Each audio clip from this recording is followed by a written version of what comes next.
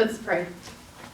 Gracious God, we are thankful to you for your presence here with us and your presence here within us. And we ask now that this message and this word that has been prepared would be of you and from you. And may our hearts and our ears and our lives be open and ready to receive whatever it is you have for us this day, and we ask it in your name. Amen. So Lori Hatteen is one of my current favorite poets and word illustrators. And she put out a haiku on Thursday evening for Halloween for parents to their children. I love you so much. Now go to sleep so I can dig through your candy. I remember years ago sitting in my grandparents' house after a successful evening of trick-or-treating, and we would just splay out our candy all over the floor, and we'd organize it and count and swap with one another for our favorites. And Grandpa would always hover around. He'd look, and he goes, "Looks like you got some nice candy there." And you knew that Grandpa was looking for his favorite candy, a Snickers bar. And somehow, by the end of the evening, he always managed to have himself a Snickers bar. Now, that is the true purpose of trick-or-treating, right? So that we as parents can dig out our favorite candy from our kids? Okay, good, because I was afraid I was going to have to make some apologies later. You know, sometimes I think when we think about giving to God, what we view in our minds is a parent looming over a child's trick-or-treat hall trying to steal all of the best candy, leaving us only with Good and Plenty's or candy corn or raisins or an apple. But I want to challenge us today to think about it another way. Brad's still going on with his list of things left over. You can have this and this. The question before us today is, why do I give? What is it about God that compels me to give? Is God worth investing in? Is the church worth investing in? So this morning we're looking at the book of Malachi for a little bit of insight. And the book was written around 450 BC. This is post-exile, pre-rebuilding of the temple. Basically, the people were living in Jerusalem, and it's totally obliterated. I mean, down to the rock and the ashes and the whatever. And the people are captured, evicted, and have to go live in a foreign land under a foreign leader. Well, at some point, they get to where they know they're going to go home. They're going to get freed. And as anyone who has ever been far from home and wants to return, what do you begin to think of? The glory days, right? When things were good and they were prosperous and they were plenty. And so they start to imagine and dream what this is going to be like. The temple will be restored in its full glory, will be prosperous, and the land will be fruitful, and there won't be droughts and there won't be famine, and their population will increase to the point we won't have enough room to house everyone. And all of the nations will serve us. God had promised that God would protect these people, that these people would always remain the children of God. And yet, when they returned back, only a small percentage returned, and they had just a tiny little plot of land that was theirs. They found that the land itself was rocky and difficult to cultivate. And they spent so much time and energy on that, they had no energy to rebuild the temple. And then they hit drought, and then they hit famine. And it took 90 years to rebuild just the city walls. And what it led to was this great spiritual depression amongst the people. They were just devastated. They were full of defeat. And even the really faithful among them began to say, "Why, God? Why should I try? And where are you?" Well, this also led to a spiritual depression amongst the priests, those who were supposed to be leading people in their spiritual journey. And though they were technically leading them in worship and they were showing up and going through the motions, they failed to lead people to some place of spiritual impact. They grew indifferent. They became neglectful in the worship.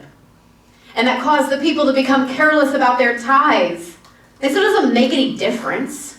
I'm really not sure that giving to God is important at all. And quite frankly, I don't know that I trust that God is going to take care of me." Malachi comes onto the scene. In a strong sense, quite frankly. Now, we don't know a whole lot about this prophet. In fact, We're not even really confident that Malachi was his name. Chapter 1, verse 1 in Hebrew, it says, my messenger, which is Malachi. They've kind of just transliterated it into Malachi, and scholars over the centuries have just said, we're going to go with it.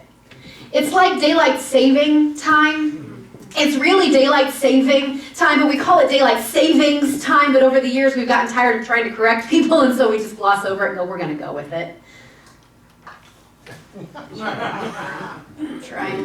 What we do know about Malachi is he was a great spiritual force. And he was at the end of an era of prophets. You see, prophets used to be able to stand up and say, thus saith the Lord, and everyone would listen. Every pastor's dream. Not so the case anymore. He had to go out into the streets and he had to begin to have debates and conversations and help people logically work through the challenges that they were having. And as he's having these conversations, he's trying to help people answer the question found in 2:17. Where is the God of justice? You see, the people assumed that since those who were doing evil were prospering, that meant that God was unjust. Or that because the people of God were not prospering, God was unjust. They were still trying to reconcile their loss and their grief. God had promised to take care of them, to restore them to the promised land.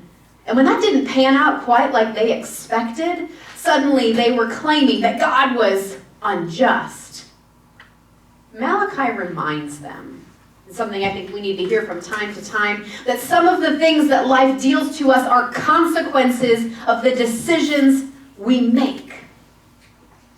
If you sit down and eat an entire bucket of candy corn and then you are sick the next day, it does not mean that God is unjust. It means you made a poor life decision. Next time, try take 5s. Yes. Amen. Preach it. Yes. No, not the raising. If you skip work and decide to stay home and just binge watch the Great British Bake Off, and you lose your job, that doesn't mean that God is unjust. It means you made a poor life decision. Because sometimes those hard parts of life are just simply poor decisions that we've made.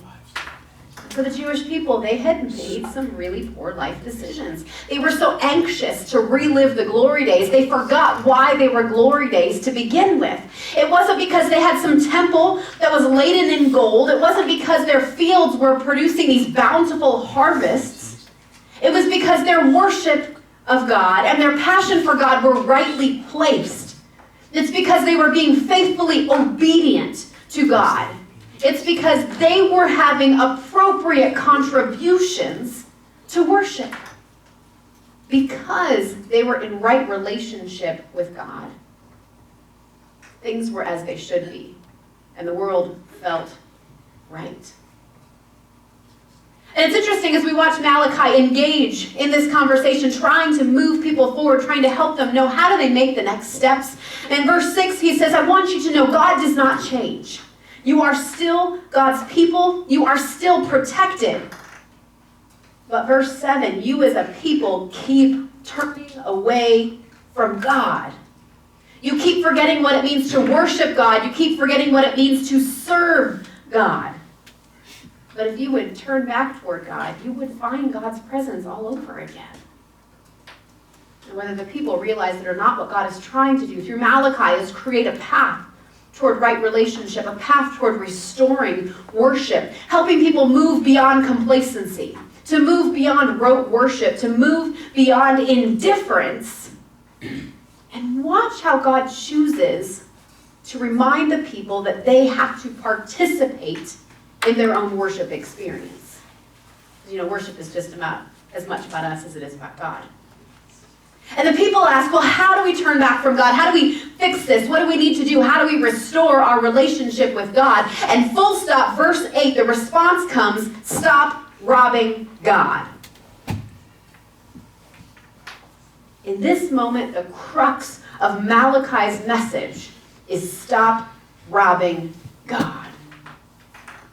We have to sit with that for just a minute. It's easy for us to hear this idea that we have taken something from God, that we have gone into God's house while God is sleeping, full burglar mask and all, and we have taken something out of God's house. Maybe God's TV, maybe God's DVD collection, maybe a family heirloom, something that looks pretty. But this isn't what we need to hear today. Instead, what I want us to hear when we hear stop robbing God is that we have not given to God all that we can. And some of you have heard me talk about this before. One of my favorite movies is Goonies. One of my absolute favorites. And so the premise of the story is these kids end up going on a search for pirates' treasure. And they end up on the pirate ship and they find the pirate's treasure and they begin to load up on all of the goodies. But of course the bad guys are close at hand and the bad guys catch up to them onto the ship and they demand all of the treasure and all of the loot from the kids. Well, this particular scene I'm going to show you here in just a second. Mama Fratelli, she's the lead bad guy. She is talking to one of the kids named Mouth and she's not so sure that he is given all that he can. Here it is. Yes. All right, so Mama Fratelli's talking to Mouth that doesn't think he's given all he can.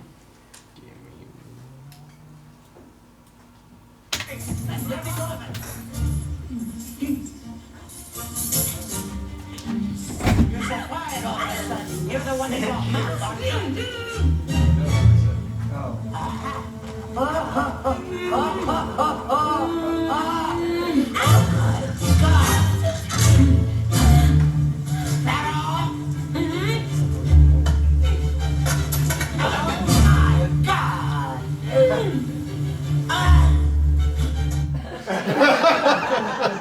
God is most certainly not a pirate, but I do love the imagery nonetheless. We have to ask ourselves, what are we holding on to? What are we trying to keep back for ourselves? And what do we think we're going to gain by keeping it for ourselves?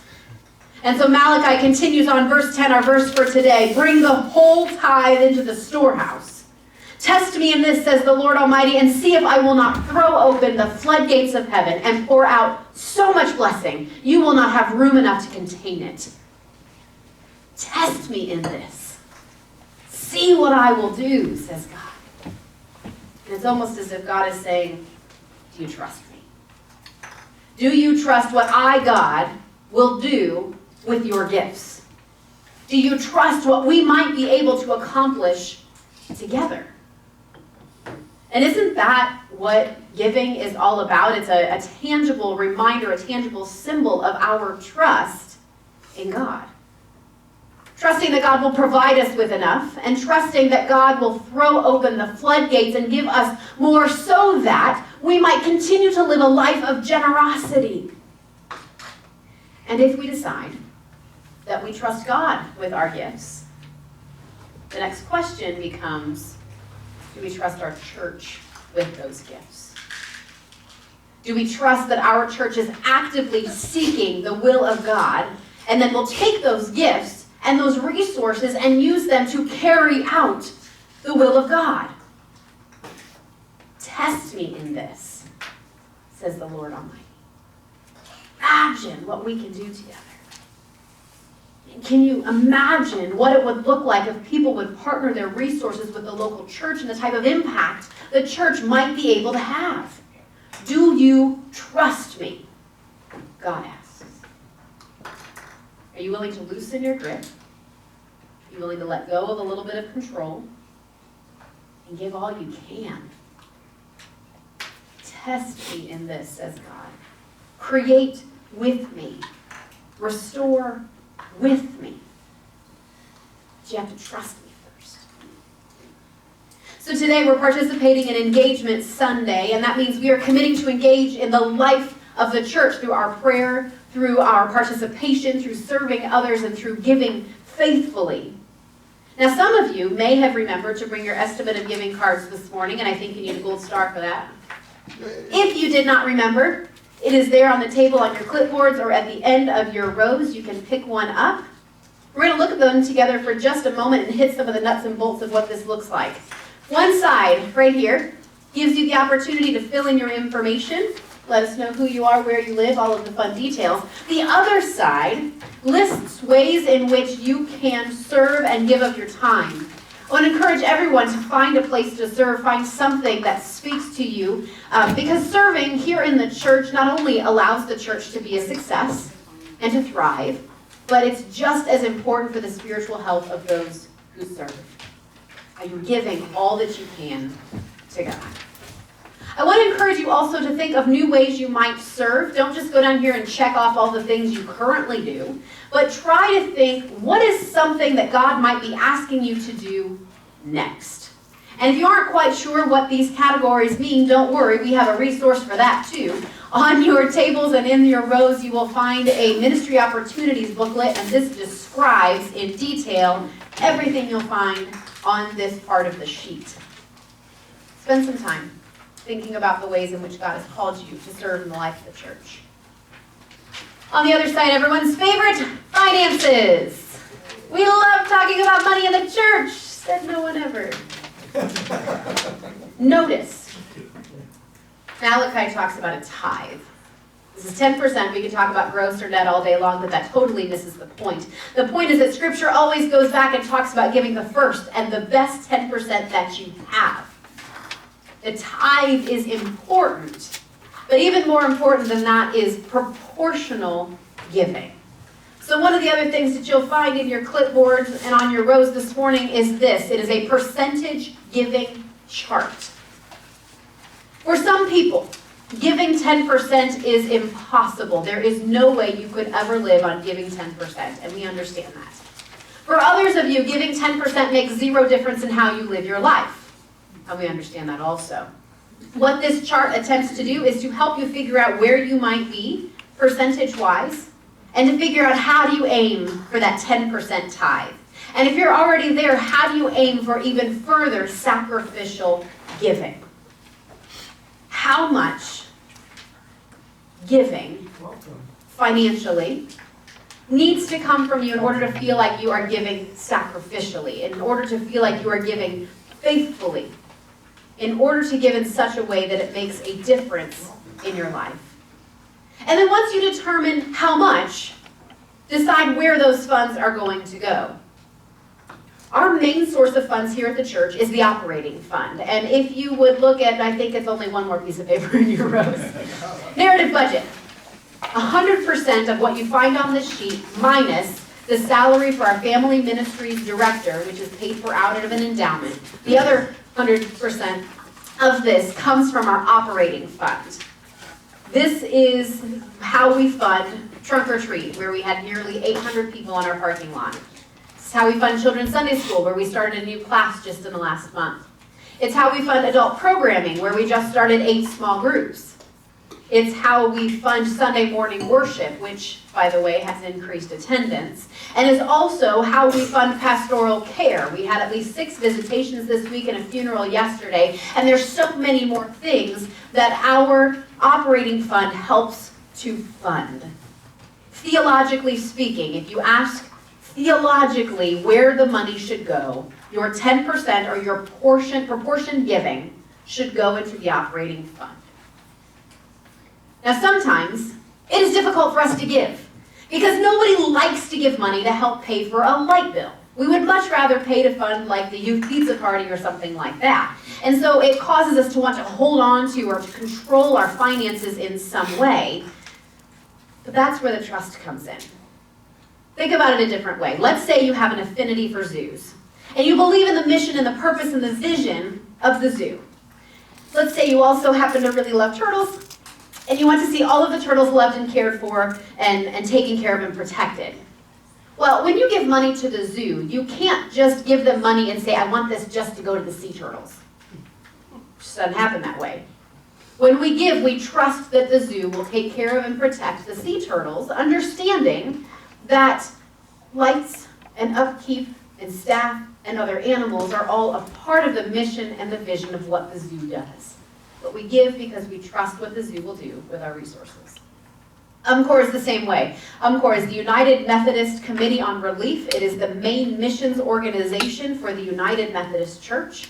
And they operate on the same principle. You can no longer give to a specific disaster when a disaster strikes. Instead, we give to the main fund at Umpor, and they put the dollars and the cents and the resources to the places that need it the most. And we trust, when we give them those dollars, that they will make sure that the places and the people are being taken care of. 10%, or our proportion giving, goes to our operating fund. Then, any above and beyond gift that you might have, we call that a second mile gift. Might go to a few different places. Here on our estimate of giving card down here, we have highlighted the Capital Improvement Fund. This is the place where we take care of the general upkeep and maintenance of the church and the church's property. That includes the church building as well as the parsonage. It also makes sure that like the HVAC unit is fully functional and the rooms are nice and upkept and all of those kinds of things. You can also give to missions. You can give to our critical needs, where we have people coming in and out of the church building every day, increasingly so as we hit winter and people need heat and food and gasoline for their vehicles. There's a wide variety of options, so that above and beyond gift can go to any of those places. There are also additional giving options available on the form. This little section right here above the logo talks about wills and planned gifts. You can give to the church in your will. Now, if you've already done so and would like the church to be aware of that, you can make a little check mark. Or if you'd like more information, you can check mark that part also. These gifts help the church continue to impact the community for years and decades to come. And then you can also choose how you want to give. So we have some options up here for electronic giving. Some of you love envelopes. Some of us are more forgetful. And we give online. So you can do an electronic funds transfer. It can come straight out of your bank account, or you can give with your debit or credit card and set up a reoccurring gift. And what those things allow the church to do is to better plan. Or, you know, if you're going to be gone for a couple weeks seeing your grandkids or like touring all the zoos of the world, that allows the church to still receive your gifts while you don't have to remember to have set out 3 different envelopes for the 3 weeks that you're going to miss. We also ask that you would consider helping to offset the processing fees for those online gifts, and you can double check with the church on what those particular gifts or those particular costs are.